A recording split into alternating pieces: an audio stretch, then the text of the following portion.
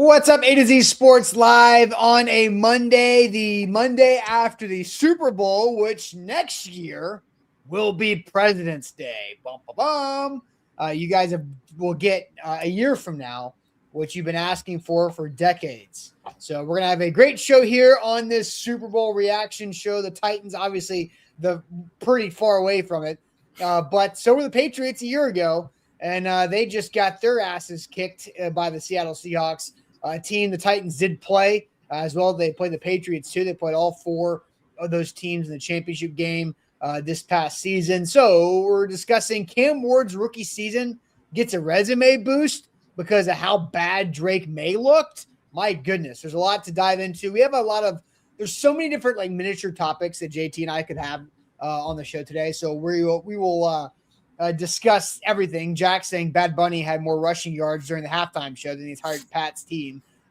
He had more rushing yards than everybody not named Kenneth Walker.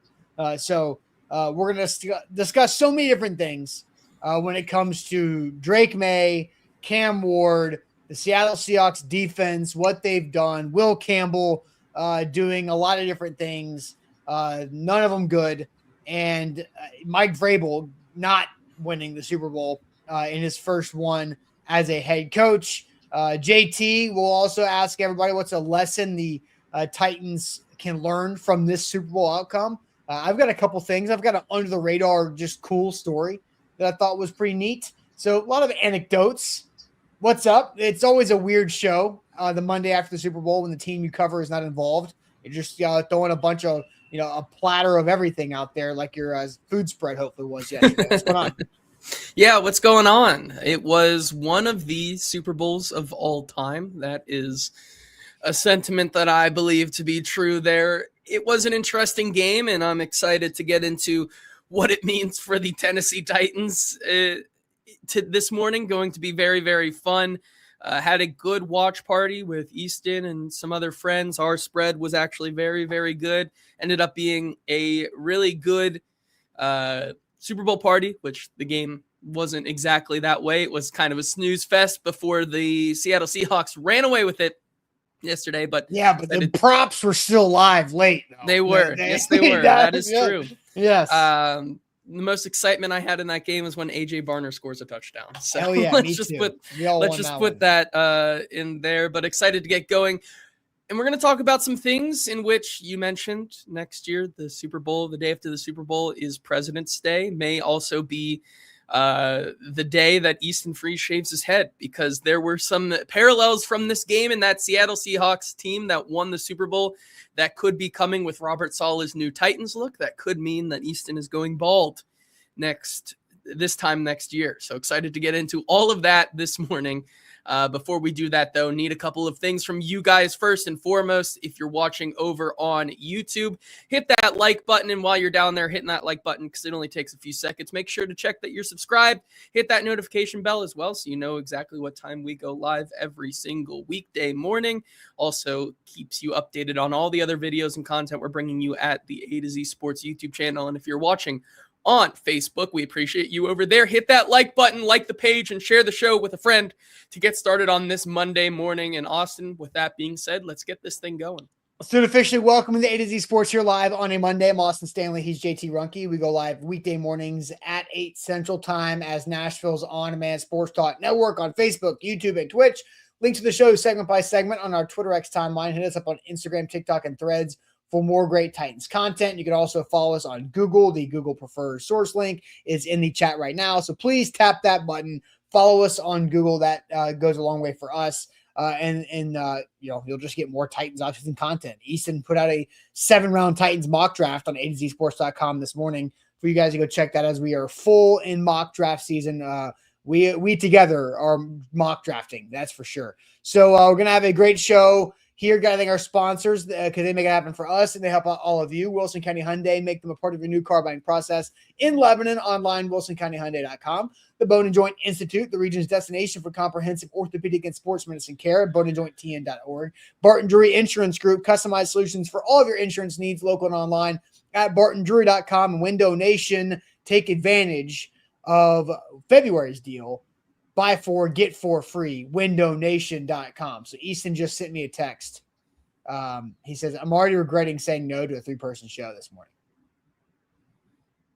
Well, should we let him in? I mean, should we just be like, hey, do you want to join? Do you want to? Just, yeah, like we can say you can jump in if you want to, if he wants. Yeah, if he comes in, if he brings himself a 3-person show graphic, then yeah, sure. Yes, yeah, you have to make himself the graphic first, but Jason says let Eason in. I mean, I'm open to let Eason in as long as he just wants to hop on in here. I asked him, I gave him the opportunity. Do you want to do a 3-person show because it's the day after the Super Bowl? We've got things to talk about, and now he's we're already regretting it. So we'll see if he. I don't know if he's like ready or not. If he's looking disheveled or what. But I text him that it'll probably take another 25 minutes before he's even ready to get in here anyway. So he's like, I need to make sure I write. My goodness. So anyway, we'll dive into all this. So the Seahawks win that game 29-13, the final score. It was a snooze fest, 12-0 at the end of the third quarter, and then 30 points get thrown up on the scoreboard in the fourth quarter to make it, not interesting, not anything other than watching these props. And the Seahawks run away with that. Dominant performance. It was not even close as a 16-point game can be with all the trash yards and points put up by the Patriots. Drake Maye, the record that he holds is the most passing yards in Super Bowl history in the fourth quarter, 235. 2 touchdowns, a lot of turnovers. Didn't mean anything. So, JT, your thoughts overall on Super Bowl 60 being in the books?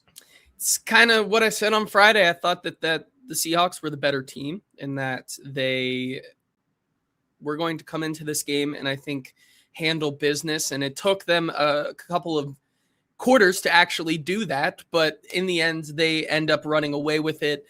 This was a team that I think you look at the gauntlet of the NFC playoff picture that they ran through and kind of you come into this game and say, if they were able to beat the 49ers like they did and the Rams like they did, you could reasonably see the Seahawks do it again against the Patriots. And that's exactly what they do. Now, it wasn't exactly like I predicted in the sense that I thought the Patriots were going to put up more of a fight than they actually did. Drake Maye continued his really bad playoff. I mean, I was about to say not great, but no, it literally is like one of the worst playoff entire performances that we've ever seen from a quarterback in a playoff run.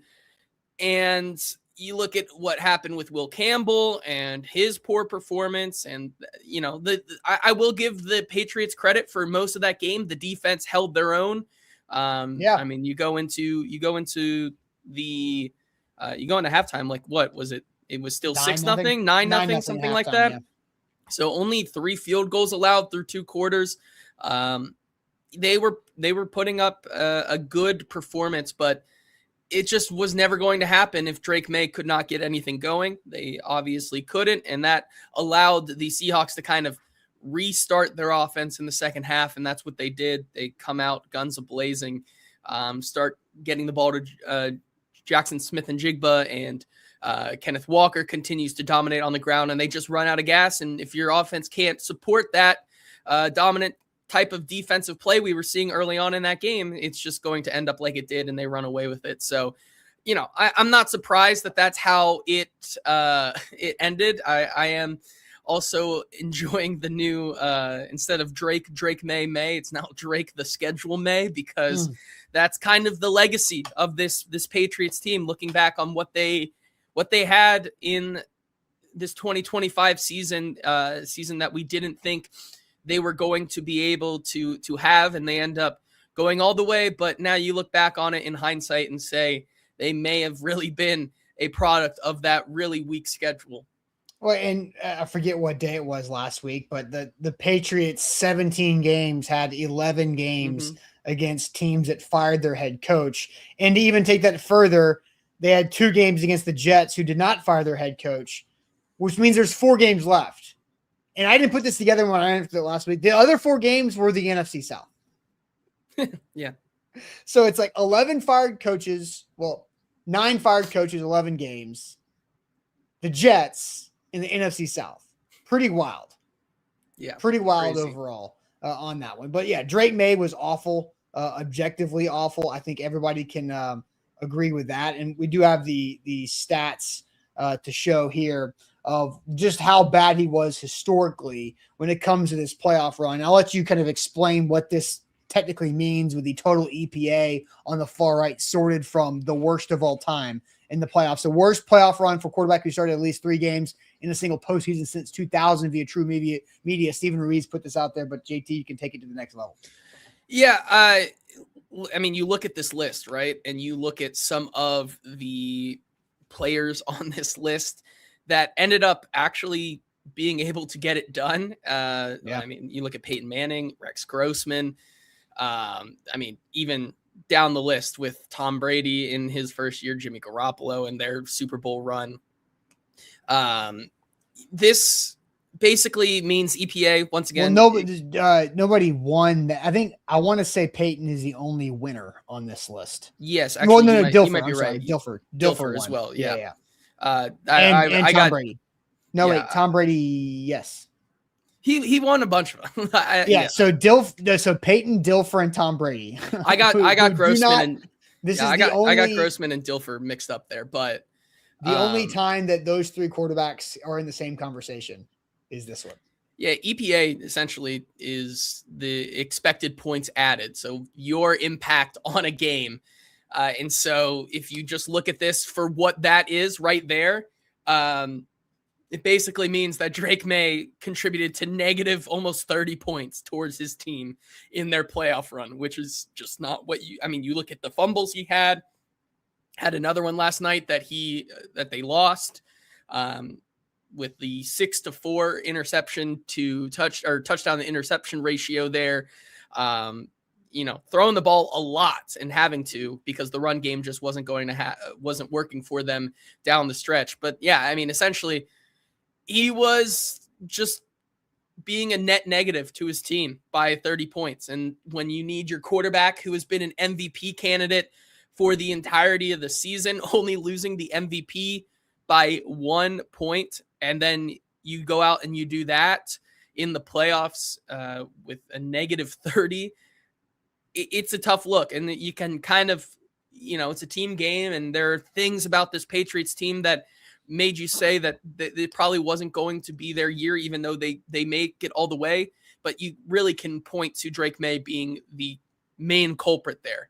Yeah, if your MVP quarterback cannot continue to play at that MVP caliber level, and he essentially reverts to the exact opposite of that spectrum, it's not going to work out for you. Well, and Sam Darnold, to give the champs their flowers too. Sam Darnold led the NFL in turnovers during the regular season and with 0 turnovers in all playoff games the Seahawks played. And I think we'll talk about this. Might go into my biggest lesson the Titans can take away from this Seattle Super Bowl title.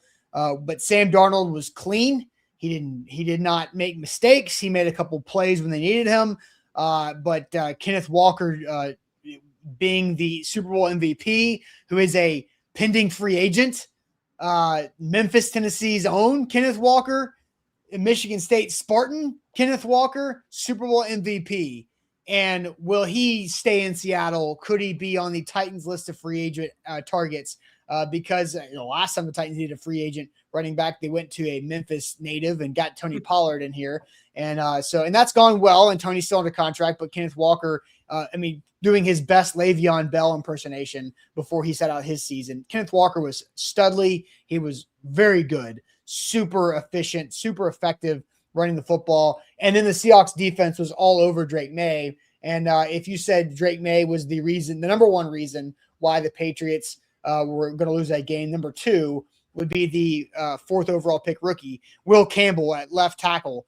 Will Campbell allowed 14 pressures in a playoff game. That is the most in a playoff game in the Next Gen Stats era. His 29 pressures allowed in a single postseason is the most ever recorded by Next Gen Stats as well. And then Ben Volen, who covers the Patriots for the Boston area, says, while most Patriots players took questions from reporters, left tackle Will Campbell declined multiple times and left. So not only did Will Campbell give up 1 million pressures to Drake Maye and got moved past tense swim move by a cornerback. He got out of there. He swim moved the media on the way out the door. That was a bad look for Will Campbell before, during, and after the game. Yeah, and if we're going to get to our biggest lessons here, but just cannot overstate the fact of how important it will be for the Titans to get their 4th overall pick this year correct, and having a guy who has no question marks about him. We all knew that Will Campbell was going to have question marks about him coming into the season. Does he have the length to play left tackle? Does he have the tools and the traits to be able to do that? We didn't really know that at the time. A lot of people thought he was a guard coming out. I certainly also was on that train. He goes to the Patriots, has a okay to decent rookie season as their left tackle, but I mean, you just said it, 29 allowed pressures in the playoffs. When the competition got stiffer, he did not look very good. And it kind of reignites the conversation of what do the Patriots do from here? Do they move him inside? Do they continue to keep him on the outside? We know Mike Vrabel and where he deploys his types of offensive linemen doesn't really change. So that's going to be a very, very big thing for them this offseason. But yeah, it just goes to show you that those things end up rearing their ugly head at the worst time. And so I think we're going to look at this offseason and the Titans at 4th overall. And I think the lesson that we are going to continue to talk about here is that you need to get this. If you're going to take a guy at 4 that you need to be a day 1 starter, they need to check all the boxes. There can be no question marks. Otherwise, you're going to go into this with a guy like Will Campbell, who maybe lets you down in the biggest moments. And this will be a huge conversation in the offseason, but it's certainly going going to bring pause to the Reuben Bain train. It's going to be a very big issue that we talk about over the next 2 to 3 months before the NFL draft. I think the same can be said with the wide receivers there at 4, with some of the other edges at 4. It's going to be a very big conversation this offseason. So I was listening to Fox Sports Radio this morning. I do that in the 5 o'clock hour before our guys over at Ramon and Will start at 6. But LeVar Arrington's on 2 Pros and a Cup of Joe. But LeVar Arrington, if you guys don't remember the name, college football Hall of Famer, linebacker out of Penn State, and was a pretty good linebacker in the NFL before injuries kind of derailed his career. But he mentioned like the swim move. Like he goes, they swim moved Will Campbell, looking him dead in the face. And he said the pass rushing rules are you never swim move somebody who's looking at you. Because when you do, if I swim move you, JT, and you're looking at me, LeVar said, they're just going to throw you out the club. They're just going to put your hands on your chest and just throw you out the club because you're off balance. You're open. They're just going to throw you out the club. But Witherspoon, a cornerback, swim move Will Campbell when he was looking straight at him. And I saw the highlight after I heard LeVar say that. And I was like, oh my gosh, he's right. And it's not that he just has short arms. He has late arms. If you have long arms, then you can be late. You can get away with being later with your hands than not, right? So there's a lot of things there. And Will Campbell did not look good. He looked the opposite of that. Mike Vrabel still trying to find a left tackle solution ever since Taylor Lewan tore his ACL 2 times. It's brutal, man. Brutal. So, all right. We got a lot to get to here. We've gone, 19-ish minutes. I do not think Easton is going to join here. I gave him the opportunity. I gave him a base 3-person graphic to work with. He said, tell the chat I'll be all over the place on YouTube the rest of the week. Ton of free agent and draft content that he's working on. So there is Easton's update on that one. But Drake Maye looked awful, as bad as he was. Cam Ward had his quote-unquote best game against the Seattle Seahawks defense back in his rookie season, the regular season in Nashville. We'll discuss, does that mean anything? But first, JT, please tell us all about our great friends at the Bone and Joint Institute. Yeah, the Bone and Joint Institute, the region's destination for comprehensive orthopedics and sports medicine whenever you get hurt in life. You have to know who to trust, and that's why we trust the Bone and Joint Institute over here at A to Z Sports. They have a massive campus located in Franklin, just down I-65, with over a dozen specialists who can help you through any type of injury. That campus also has a state-of-the-art rehab facility to help you recover and can do everything under one roof for your convenience, whether that's the clinic, testing, imaging, surgery, rehab. They've got it all. Don't fumble your recovery. To schedule an appointment there or at one of their satellite locations, go to boneandjointtn.org. Make sure you guys hit that like button, like the show, please like the show. It goes a long way for us. It helps out all of you as well by it puts our content up in the algorithms as much as possible. So as we move forward here, I'm going to ask this question. JT, you can go ahead and throw it in the chat. What does Cam Ward's best game, and that's an air quote, best game. We talked pre-show meeting that we kind of believe that Cam's performance against the Seahawks was likely his best game front to back in his rookie year. Does it mean anything for your offseason optimism that it came against the Super Bowl champion Seahawks? Open-ended question. We usually don't do these as much because they're harder for you guys to answer in the chat. But does it mean anything for your Titans offseason optimism that Cam Ward had his best game against this Seahawks defense that made Drake Maye look awful, look like Drake from the Nickelodeon show? You've got Cam Ward's numbers. This is his passing numbers, at least, from that game back in the regular season. 28-42 for 256 through the air, average of 6.1 per attempt, 1 touchdown pass, and then sacked 4 times for 24 yards. Was not in that graphic. Cam Ward led the team in rushing yards with 37 on a season-high 6 attempts and had a rushing touchdown. And, that game, I'm going to let you go to the chat first before I keep going because Cam accounted for 2 touchdowns, no turnovers, and had a comeback performance, nearly 300 yards of offense. So does it do anything for your offseason optimism that it came against the Super Bowl champ defense that dominated Drake Maye? And Mr. Clean says with 0 wide receiver 1. That was also the game where there was no Calvin Ridley for the first time. Xavier Restrepo was up. James Prochet was up. And it was a brutal. It was Gunnar Helm was the leading receiver. I've actually got the box score pulled up, I think, for that game. Here you go. Yeah, Gunnar Helm was the leading receiver with Chigakonkwo, Iomanor, DK, James Prochet, and Xavier Restrepo. That was his targets he threw to that day. So, yeah, tough scene there. Right. So to the chat. Yes. Curtis, for him, it in terms of what does it do for the offseason optimism and going forward with Cam Ward, Curtis says it makes his optimism sky high, while Anthony says it means nothing to him. D-Dreads also thinks it means nothing, saying Zach Wilson beat the Titans the year they went to MM. Am I missing something there? Zach Wilson beat the Titans the year they went to MM. They won the 1 seed. Oh, gotcha. Okay. I mean, I don't know if that's what the comment. I was trying to figure out what MM means. MM means there. That's what I was stuck up on.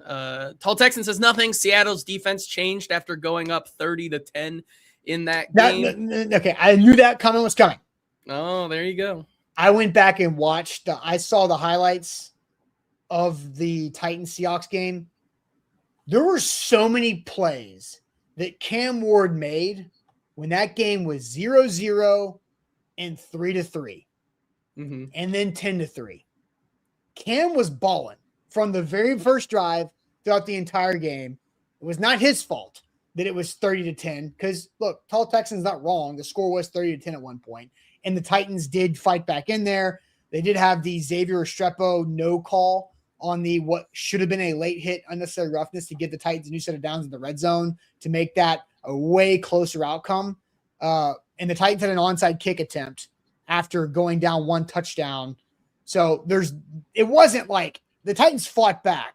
It wasn't like it was last night. So I didn't want to put that out there. That's fair. I do think that there was some semblance of prevent defense in that game later on, which I think some of the yards do account for it, but the majority of it, I agree with you. Like Cam was straight up. I'm gonna pull the play-by-play up and because Cam made some of his like highlight plays that you remember of him. Like it was the first game that Cam was like running with pure confidence. Yes. And moving around in the pocket and owning it and making plays. Exactly. I am with you on that. Clayton says it doesn't really do anything for him. Daniel Caribbean says, yes, it absolutely means something. Major Keys says, hell yes, it does. Cap says he also says yes. Jason R says not much. Regular season out of conference is not remotely as high stakes as the Super Bowl. Well, of course not. But I do still think you're going up against the same defense, and players come to play each game with as much intensity as possible. I think if you've been in the locker room or around football, that's kind of the sentiment there. Eric says it doesn't really do anything for him. It says a lot about the O-line for the Titans, which I believe they were all healthy that game. I think maybe Kevin Zeitler was out or something. I'm not sure, but Cam did get sacked 4 times. Drake Maye got sacked 6 times. Yes. Jack says no, they fully invested in the Pats game. I don't think they approached ours with the same intensity and focus. I mean, they had to approach all of these games with a certain level of intensity and focus to get to where they were in that game, to be able to have that opportunity. So I would push back on that a little bit. We just need a good O-line and more good receivers, and we'll be good. No, Randy says he's never been on the Cam bandwagon all year. So he is out on, sounds like Cam Ward in general there. Orlando says a little, but they had multiple starters out, and we really didn't get anything going until the late third, which, Austin, you're looking at the play-by-play if you're wanting to get into that as well. Yeah, I'm ready for that if you want. So here's D-Dread kind of goes back into his comment here and fleshes it out, saying that, yes, the Zach Wilson beat the Titans when they were the 1 seed. The Browns beat the Patriots in one of their Super Bowl years. Means nothing. I mean, is there just no point of playing the regular season games then if none of these games mean anything? So, all right, here's what the game script looked like. The Titans got the ball first. They go down there. They put together, I think, was one of the most impressive opening drives that Cam had all season. Maybe the Jags, his last opening drive of the season when he got hurt in the touchdown run. But they went 15 plays for 63 yards. They had to settle for a field goal, but Cam was making plays with his legs, whether he was running the ball or throwing the ball, hitting guys and creating. So then it was a 3-3 game after the Seahawks added a field goal. Excuse me. The Titans had a 6-play, 35-yard drive after the 3-3 tie, but Cam had a 25. Actually, this is when DK muffed the ball out of bounds, the 3 on the kickoff. Then on 3rd and 3, Cam scrambled and hit DK for a 25-yard run. Then a penalty, back-to-back, a too many men on the field penalty for the Titans, a holding penalty on Peter Skoronski, made it 1st and 25. And then a -4-yard run by Tony Pollard made it 2nd and 29. Cam had a 10-yard pass and a 12-yard pass before they punted. The Seahawks go 3 plays quickly, JSN touchdown. The Titans go 3 and out the next play. Field goal for the Seahawks makes it 13-3. And then this was when we started getting on Mike McCoy big time for the lack of quarterback sneaks. Because right before the half, the Titans are driving. They get down 7 plays, 33 yards. They get down to they cross midfield, 4th and 1. They give it to Julius Chestnut, who gets stuffed on 4th and 1 instead of sneaking with Cam Ward. Then the Seattle Seahawks add a field goal to go up 16-3 at half because of that. So Cam was playing well. They were moving the football, and other things shot them in the foot. And then, yes, the Titans got a DK punt return. JSN did his thing again. And Cam put together 2 really impressive drives at the end of the game, and then they had the one where they could have extended it, but the no call happened. It was a weird game, right? But Cam, again, had 2 touchdowns, 0 turnovers, nearly accounted for 300 yards. He was running the ball. He was making plays with his legs. It was an impressive feat. And I'm going to say one other thing, because I was watching a lot of post-game content last night because I was at home during the game, so I didn't have to miss anything by driving from a Super Bowl party or anything. I listened to Ernest Jones do an interview after the game on the ESPN set with Chris Berman and others. And he brought up that when this Seahawks team lost to the Rams 21-19, they had a switch flipped. And the defense was like, we got to, that was another Sam Darnold 3 turnover game or 4 turnover game against the Rams, and they lost. And the Seahawks defense was like, we have to step this thing up. The Seahawks played the Titans the very next week. I was about to say that was the week right before, because I remember saying that the Seahawks were going to come into this building in Nissan super pissed and just run all over the Titans. And they did. But so the Seahawks gave up 24 to the Titans. We know I just kind of went through the game script there. And then, but here's the thing what happened. So after Ernest Jones brought that up, former Titans linebacker, brought that up on the set, Chris Berman came back and said 0-9-16, 10-3, and then the 37 points against the Rams in that primetime game. And he was like, that's what you guys' defense did. And then he continued, and then he goes into the playoffs. He said 6-27-13. So really, you gave up points to the Rams, but that's it. But he skipped the Titans 24 points. And I clocked that in real time. Mm-hmm. Chris Berman was talking to Ernest Jones. He skipped the Titans scoring 24 points on the Super Bowl champions, making a point about how the defense locked down after they lost to the Rams. And I was like, okay. So what does this mean for Cam Ward? To me, I'm watching Drake Maye, and it's not just about Drake Maye having 3 turnovers. It's about what Drake Maye looked like. He looked just scattered. He looked like Sam Darnold. I'm seeing ghosts back with the Jets. He looked frazzled. He looked like he couldn't see the defense, couldn't see the field. He was inaccurate. He was missing guys behind him, low and high. He could not feel the pocket. Drake Maye was awful. Like, the moment was too big for Drake Maye. And when I saw those highlights of Cam Ward playing against this Seattle defense, and I understand the Seattle defense was amped up to a different level in the Super Bowl. I totally get that. But Cam did not get deer in the headlights like Drake Maye did last night.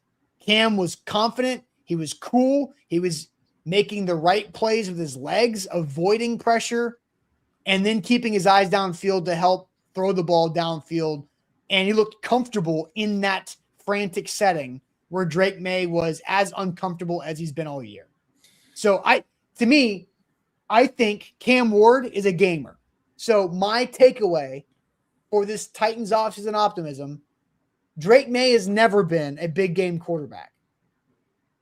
All they won was like an ACC Coastal Division title or whatever. And then they lost in the ACC championship game.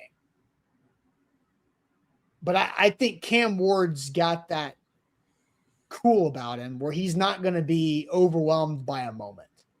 And I understand Cam hasn't been in the Super Bowl. I get it.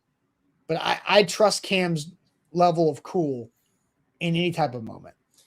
Yeah, I think it goes back to me. It's also not the biggest thing in the world. It's not like I'm saying that Cam is going to be MVP next year. Cam's on this fast track to be this top 5 quarterback next year that we're talking about. But it does give me confidence to say that you go into next year believing that there's going to be a solid floor there for your quarterback play. Because if you are staying cool and collected against the best defense in the league that wanted to put the foot on the pedal, all gas, no brakes from that point on after they lost to the Rams, and your first opponent was a rookie quarterback on a team that is just, spiraling out of control a little bit, to the Seattle Seahawks, I feel like they'd be licking their chops and getting ready to go out there and try to dominate. And Cam stood there in the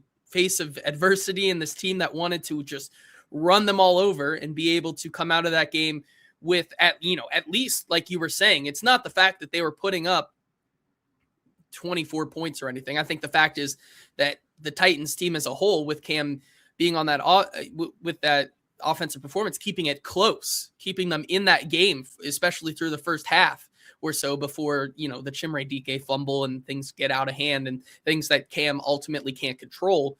Yeah, penalties, back-to-back penalties, screwed up a drive. Mike McCoy being full Mike McCoward. That was a big Mike McCoward game. Yeah. Big Mike McCoward game. I think it just gives me confidence to say, going into next year, Cam has a much higher floor than I think, putting a little bit of expectation on him, saying he has this floor to be in these big games against opponents that, once again, even if you go into next year and say that, we went over the schedule a little bit on Friday, saying maybe early on in the season, if that Eagles game that they have next year is very early on in the season, I have full confidence to say that an Eagles defense is not going to deter Cam from being able to win this game if the rest of the team bands around him. That's kind of what I get from this whole hindsight experiment. And I'm glad you brought up hindsight. This is very much a hindsight experience. And I just don't see Cam Ward blinking in situations like this. Ray School says Drake was not battle tested this year. Cam was. Believe in the quarterback who had to go through hell and still shine. Now, I will say this. We had this last week, that Drake Maye and Cam Ward's rookie seasons did look very similar in the way that their box scores were very mediocre, pedestrian, but the tape looked better than the box score because of what they did not have around them to help.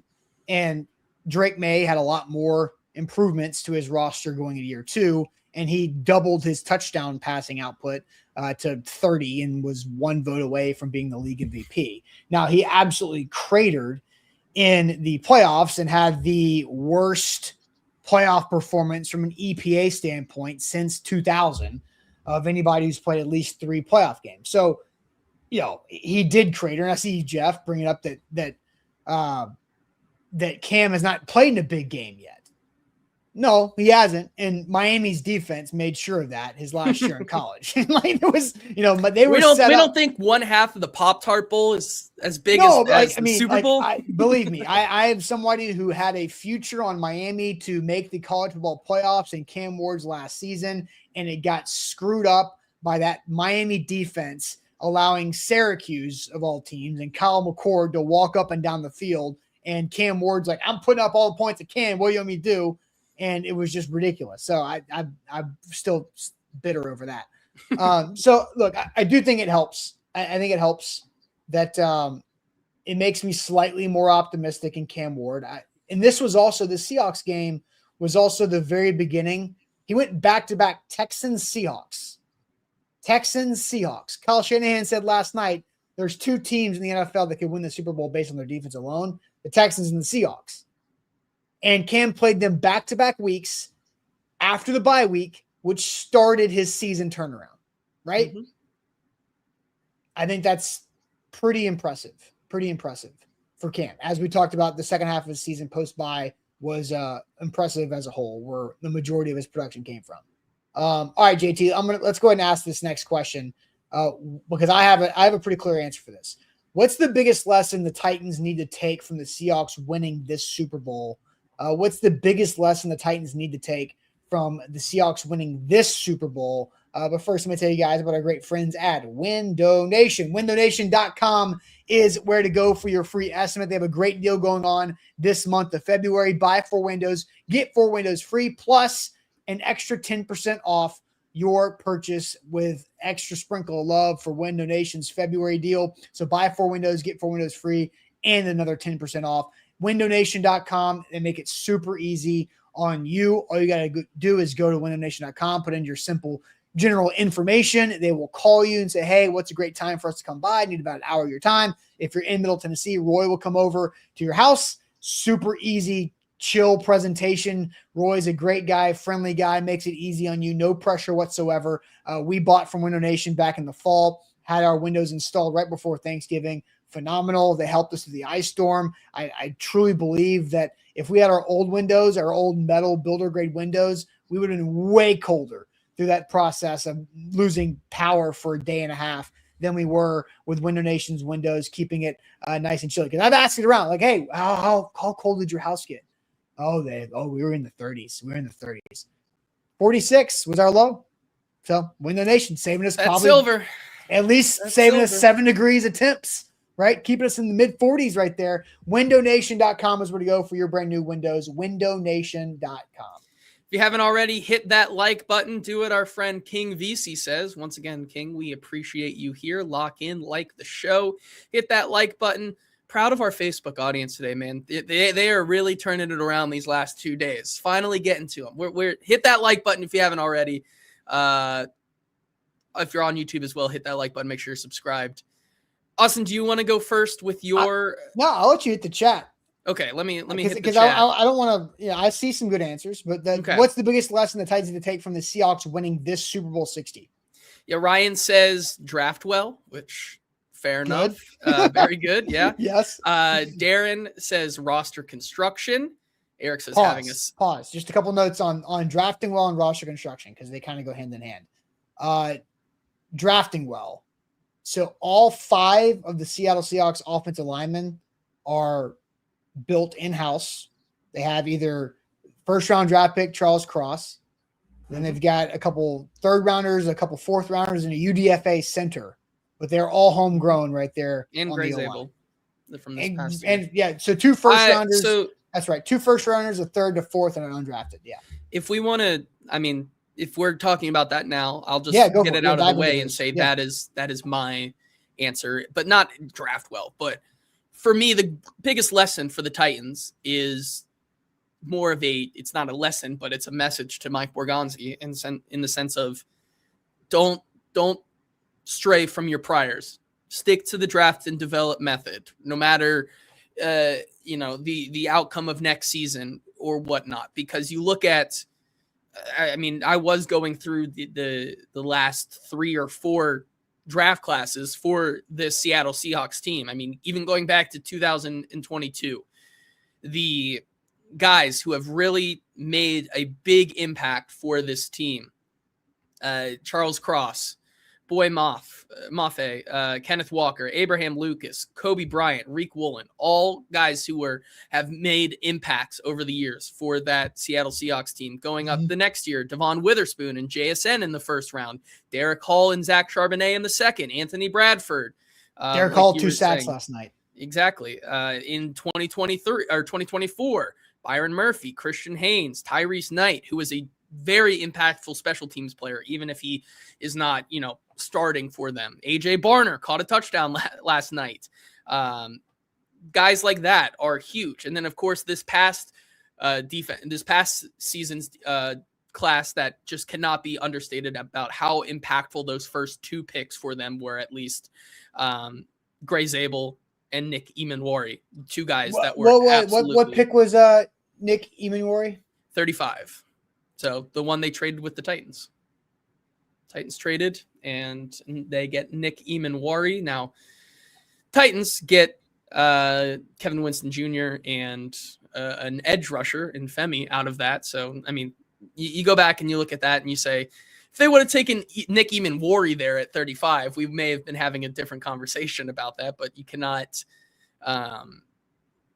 mitigate the fact that, yes, they went up and they got their guy, and they did not shy away from being able to do that. But also, it helped that they had the capital to do that as well, because they trade up to get Nick Emanwari, but they also had another second-round pick at 50 that they ended up taking Elijah Arroyo. They had another third-round pick which they took Jalen Milroe. Like they had, that's kind of what Mike Borgonzi is trying to do as well here, right? They had five top 100 picks in the draft, which is what Mike Borgonzi really wants to do with this team. And when you have those types of picks, you are at liberty to be able to do these types of things and go up and get a guy who's falling in a draft that shouldn't exactly fall like he is. And that's what they go out and they do. And so my big lesson here is that I think Mike Borgonzi needs to continue to stick to the draft and develop no matter the free agent class out there, no matter what, because yes, you can sign a Ernest Jones, you can sign a Cooper Kupp, you can sign all of these different role players. But at the end of the day, the team that won the Super Bowl last night was a team drafted by the Seattle Seahawks. Yeah. And they had a couple splashes of free agents, right? Like, right. Yeah. And trading, like, Ernest Jones traded from the Titans to help them out quite a bit. You've got Cooper Kupp, who was the leading receiver last night that made a big play, a couple big plays there and some big moments overall. So, all right, going back to answering the question, because so your answer, draft and develop, stick to that, right? Is kind of the overall lesson the Titans can learn. So going back, build to the draft there from Donnie. Brad said run game and defense important. That goes along with Billy says defense. Justin says defense was champions. Build the Titans up through free agency and the draft. Then more improve the roster through the draft depth. Caps is getting elite defense, elite running back 1, elite wide receiver 1, and win the Super Bowl. Now is Kenneth Walker an elite running back 1? I don't know. I mean, in terms of playoff running backs, he was the best of the best out there. Yesterday. I mean, yeah, good. First running back to win Super Bowl MVP since Terrell Davis. He had an insane run. Before JT and Easton were alive. Nice. There you go.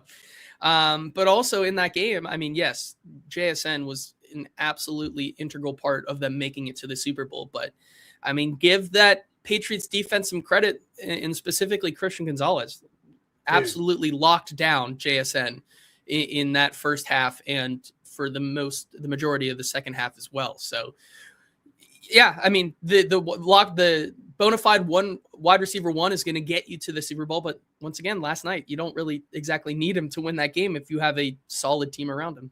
And you have that running back. Says defense at 4, right? Running backs are valuable from Johnny. So MB had a comment earlier in the show that played into my answer. Darnold threw for 200 yards, was 50% completion. He was very pedestrian as well. The defenses showed up and played well. Sorry, this game had nothing to do with the quarterbacks. And I think that's the lesson that the Titans need to learn. And Cam Ward needs to learn. It doesn't have to be all on you. It doesn't have to be all on Cam. And honestly, let's go back and look at those Philadelphia Eagles from a year ago. Back-to-back Super Bowl champions were not relying on their quarterback to win them the game. With stats, with yards, with their arm, with their legs, with touchdowns. It's the team was built to sustain, but the quarterback's mentality is probably more important in this type of moment than their actual box score. Because what we all heard about Jalen Hurts after the Eagles won last year was, this guy's our leader. He's our guy. His mindset is what drives us. It's his leadership that makes everybody trust that they can go out and win every game. And when I'm watching and hearing all these Seahawks players talk about Sam Darnold, man, the adversity this guy's been through, the confidence that he has in himself, how he shows up every day, he's the first guy here, all of these things. He's grown up, he's matured, he's no longer this guy seeing ghosts. And they're looking at Sam Darnold, man, like, man, you were the laughing stock of the league, and you're holding yourself to this type of standard. So I think that is what's more important. It's the quarterback mindset and the fact that they don't have to do everything. Sam Darnold didn't have to push anything. Did he miss a couple touchdowns? He missed JSN early on that one where he got behind Spillane and everybody else. That was tough. Rashid Shaheed could have had a couple touchdowns, and Gonzalez, I think, defined the outcome of millions of dollars of prop bets. He really did. Yep. He really, yeah. And I think Sam Darnold didn't push it. He didn't press it. He let the game come to him.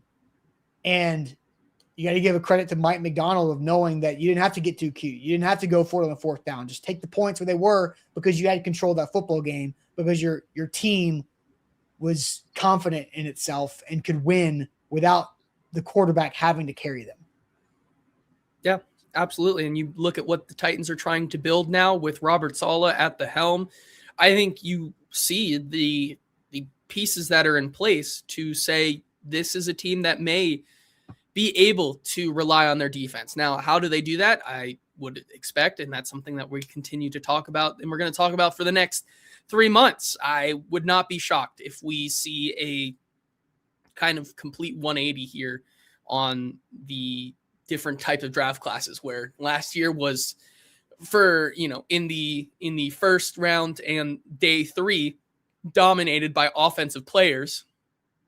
This year we see the first round and this day 1 and 2 of the draft dominated by defensive picks for the Titans.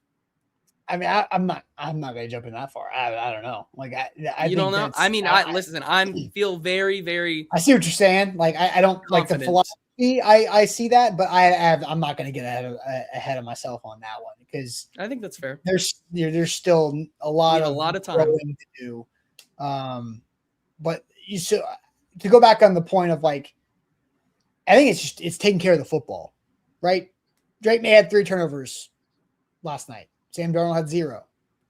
I'm going to even throw a quarterback that's going to make a lot of people cringe and make myself cringe a little bit. But it's a good example. Carson Beck.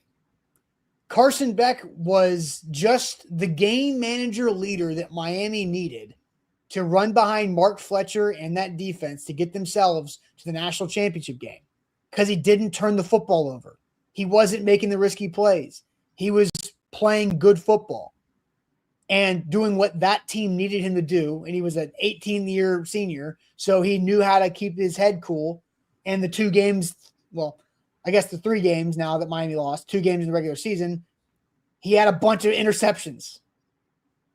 And when Cam Ward started balling out the back half of the season, he only threw 1 pick, right? He took care of the football. He stopped fumbling. And yeah, Carson Beck cost Miami the national championship. I mean, I don't know if he cost him the national championship or not. I mean, he threw a pick down the field with under a minute left. Yeah, whatever. But my point being, Carson Beck got Miami into that spot by playing his role and leading, not by trying to wear the cape. That's my point. Yeah, I think that's a fair comparison. And I think a lot of these quarterbacks that we've been seeing over the past couple of years. I know you did the Jalen Hurts analogy, which I think is a fair one. You look at now Sam Darnold and Drake Maye there. I mean, things go differently. Yeah. We could have had Jarrett Stidham in here instead, or like even Bo Nix at that time. Nix, yeah. Like we're seeing a lot of that more and more, especially in this playoff run. Now, is it a drop in the bucket in terms of, trends, or is this something that we continue to see? Because it was undoubtedly a weird year for teams with top 5 caliber quarterbacks not making the playoffs.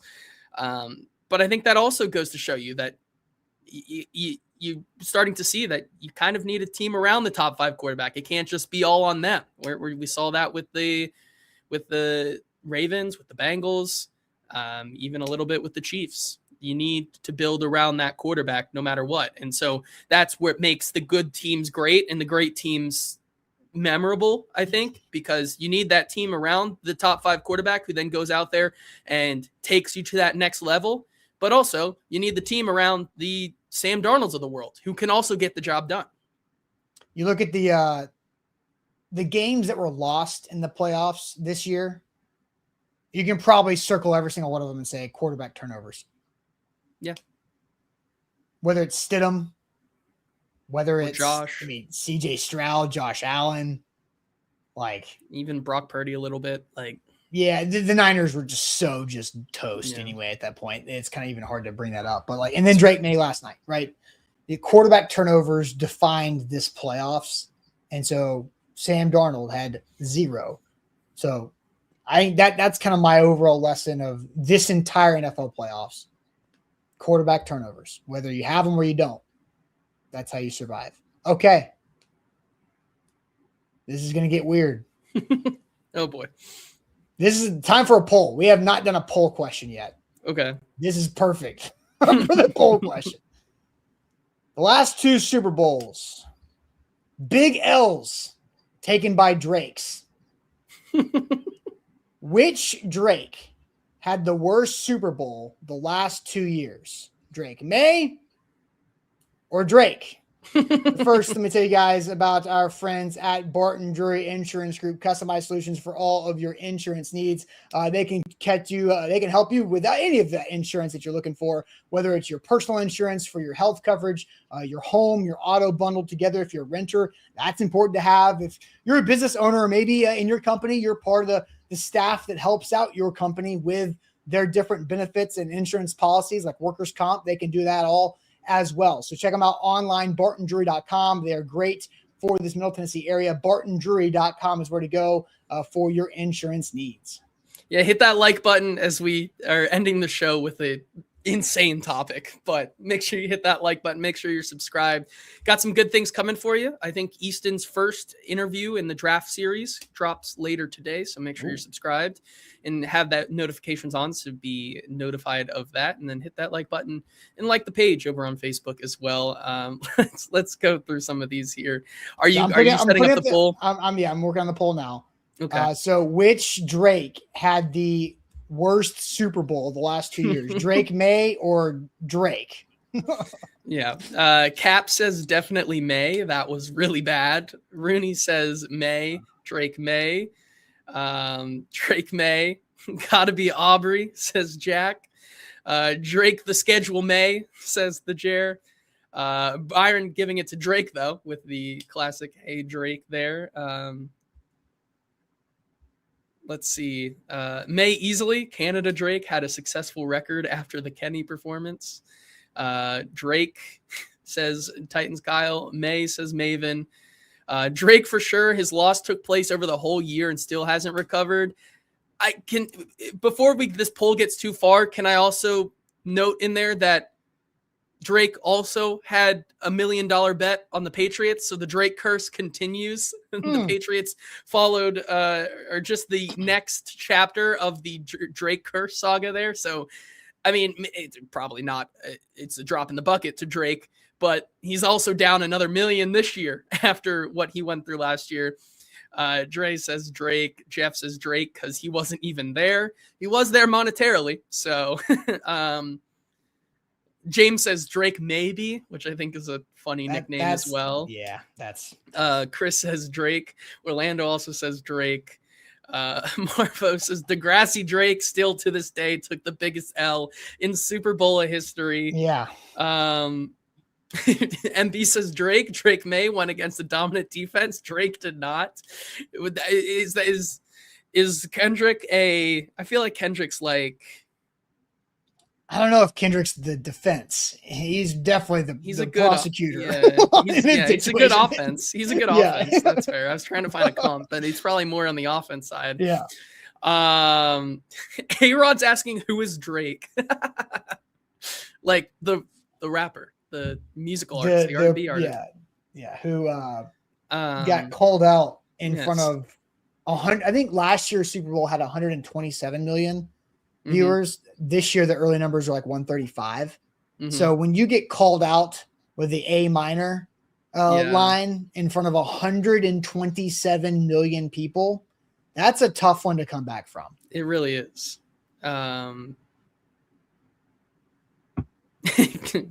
Canadian Drake, Serena Williams also out there, gotta hurt. That's true.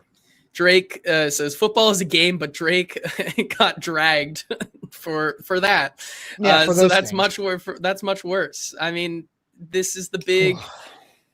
But also, like Drake is still living rent free in Kendrick Lamar's head. So it sounds like Nick is a big Drake fan.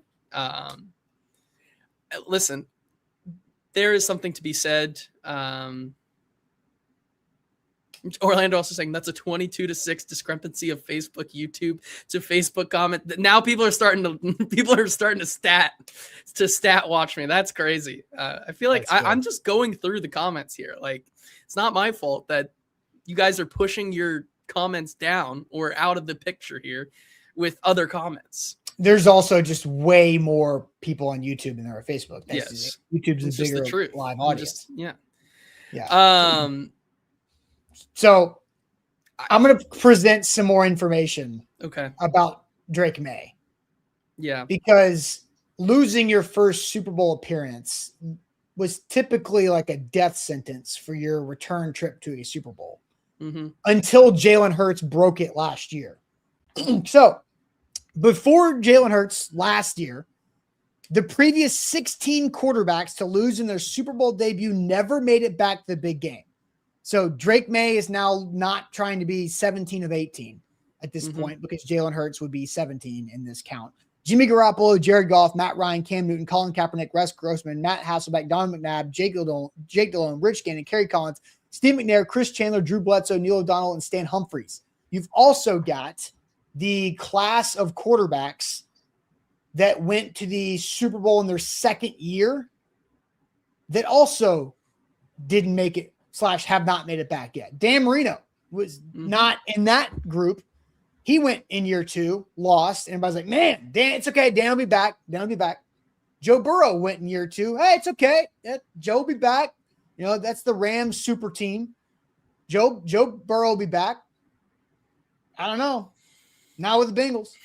Yeah, well, so Drake Maye is now in that spot of especially being that bad, right? This atrocious of a performance, because Joe Burrow was not anywhere near. Yeah, Joe Burrow was legit in that game. It was a tough back and forth close game. Aaron Donald won. Yeah, I mean, also it didn't help him. I mean, he kind of also falls into the same category as May there in terms of getting zero help on his offensive line. I forget the guy's name. Titans now legend Isaiah Prince was his starting left tackle, who famously had a PFF rating of 2 in the Super Bowl. Like, it's bad. I don't know what I haven't seen what PFF gave Will Campbell. Campbell last night, but I imagine it's got to be better than a 2. Like, let's see. It's tough. I mean, but still, Joe Burrow was still able to find ways, and that obviously he had 2 stud wide receivers. He had a lot of other pieces around him, and you know, I'm not comparing Drake Maye to Joe Burrow, but like similar type of challenges to go up against. And obviously Aaron Donald may have just not been denied no matter who was out there playing against him. But I'm well aware, Edward, all they had to do was block Aaron Donald, but they had Isaiah Prince out there who couldn't do that. He had a 2 PFF grade. Either way, I think it's tough for Drake Maye. I probably am giving it to Drake because Drake Maye, because I'm not a Drake fan. I'm all over the Team Kendrick stuff. So you think Drake Maye had a worse Super Bowl or Drake? I think Drake Maye did, because he had that terrible of a performance in front of that audience, and now the idea that he's most likely, based on what we've seen, going to have a very hard time getting back there. Because once again, if we're really talking about it being Drake the schedule May, when's the next time they're going to have a schedule like this? And when's the next time they're going to have played 10 teams, or what was it? 11 teams, 9 games, or no, 9 teams, 11 games of coaches who got fired and teams that were in a little bit of distress. Like, Drake's going to be fine. He's going to make more money. He's got people that still to this day defend him after that. Like, Drake Maye just put that on tape right there in front of us. And I don't know if he's going to be able to come back from that.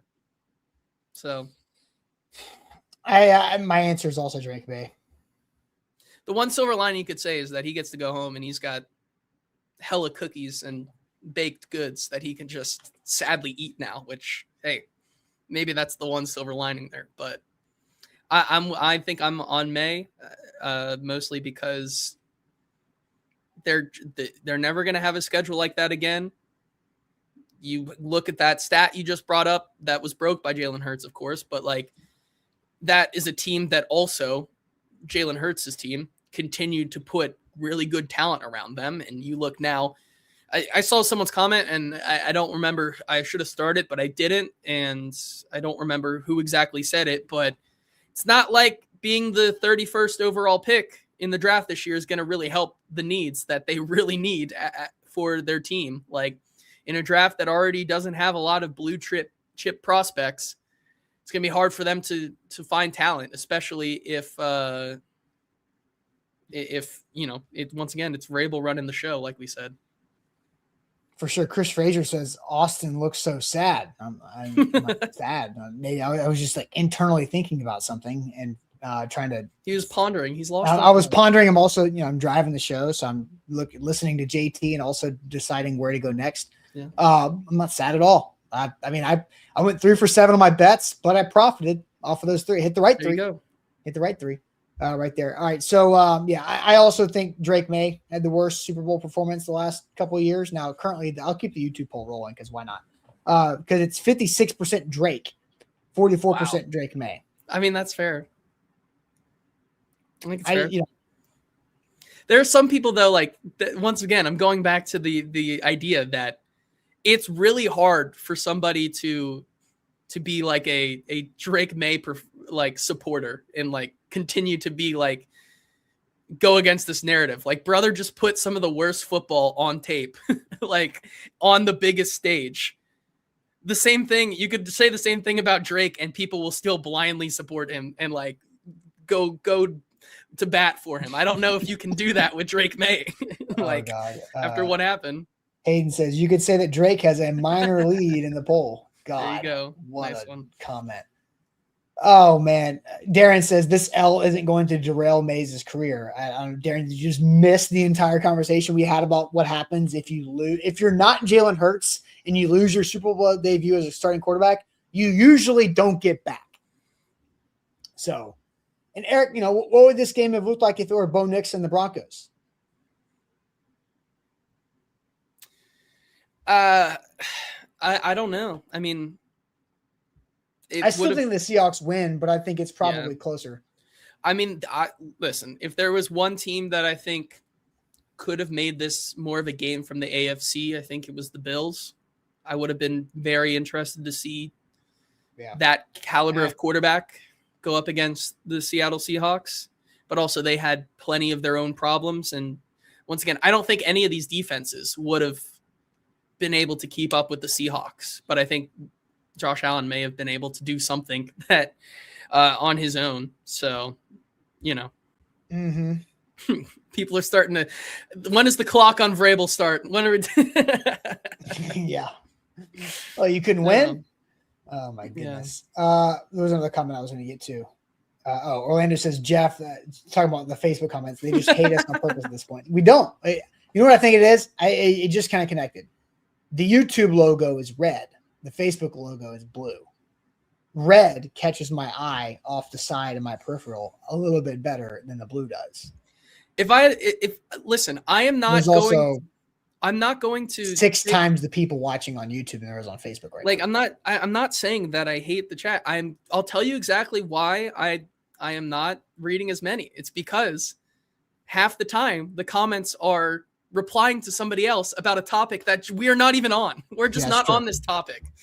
So you guys have your own conversations over there. People are having their own conversations in their own world, talking about Mike Vrabel and his offensive line from the 2022 Titans season. Not what we're talking about. I mean, but seriously, but I kind of brought that up that Mike Vrabel has not been able to find a left tackle since Taylor Lewan. That was a bad example. That's right. But I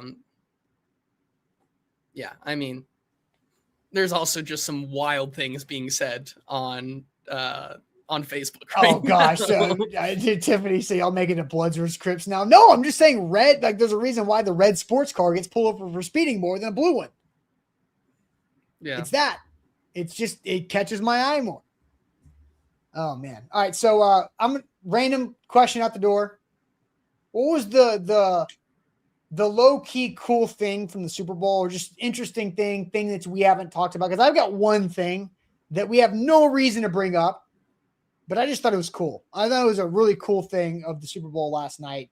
So we'll do that. So if you've got one of those, whatever it is, you can do that here to wrap up this Monday. But first, shout out to Wilson County Hyundai. Make them a part of your new car buying process. See them in Lebanon, online, wilsoncountyhyundai.com. That's a random thing that I'm asking you guys to think about off the top of your head. So I will start.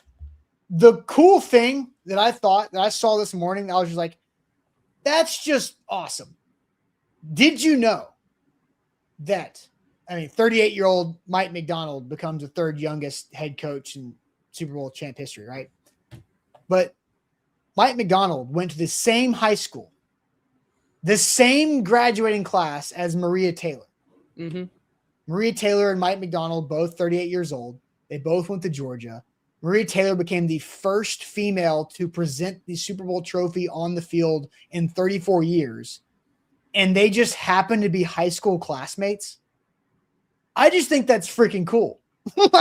like, isn't that? And plus, this is 20 years. This is also like their 20th year, 20th high school and like reunion anniversary type year.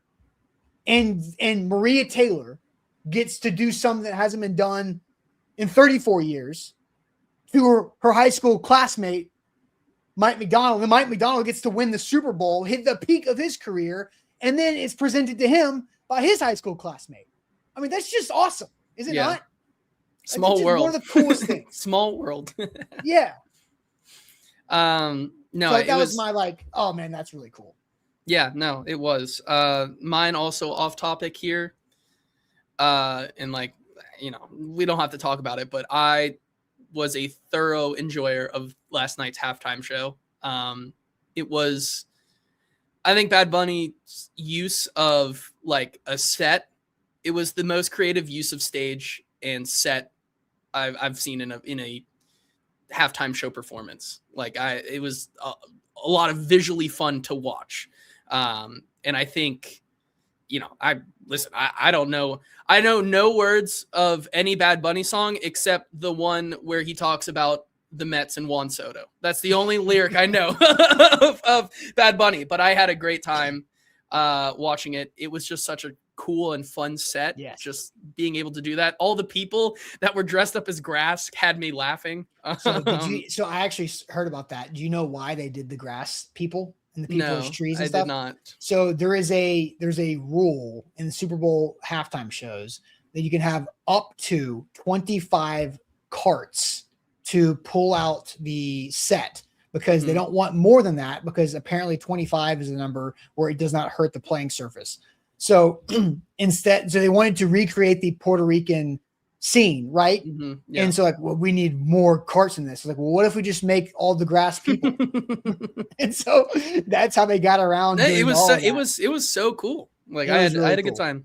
That's all I'll say on it. It was fun. I think if you did not have fun watching that show, then you went into it with a bad attitude. Yeah. Because if you did not have at least one of your toes tapping, one foot just halfway going, maybe a little bob in your head, maybe getting your shoulders into it a little bit, it made me want to dance. It was fun. That was his job. And that's how it was. And here's the thing I want to say about this. I guarantee every single person watching this show right now, I guarantee this is a flat out full guarantee. Every single one of us grew up on songs that we didn't know the words to at all. And then you hear it later on, you go, oh my God, I was listening to that when I was 7. Right? So yeah, the fact, you can enjoy music without knowing the words. I enjoy music that doesn't have words all the time. Yeah. Also, the wedding, that was an actual real wedding, was cool. Mm-hmm. So it was fun. Yeah. I enjoyed it. All right. That was it. Is that it? Anybody else have a low key fun moment? Ricky Martin looks phenomenal. I mean, good Lord. Guys staying in shape. I liked Green Day before the show as well. That was cool. Besides that. I didn't see that. Oh, gotcha. The only thing I didn't like, Charlie Puth was terrible on the anthem. Sorry. Bad national anthem. I caught the last third of the national anthem. I can't comment on it. Fair enough. Did not like it, but okay. All right, guys. That is it for us on this Monday, reacting to the Super Bowl. Buck Rising live tonight for primetime. As Easton said earlier in the show via comment text, tons of draft and free agency content at A2Zsports.com and on the show throughout this week. We are hitting the ground sprinting like we already have been doing on this Titans offseason, but the Super Bowl being over gives us the reason to just turn that up a bunch of notches here. So make sure you hit that like button. You keep an eye out on the website, A2Zsports.com/Titans, all of our social media. Make sure you hit that like button. We'll catch you guys tomorrow morning on a Tuesday for the Titans offseason grind as we officially kick that off. We'll catch you guys later. Appreciate it.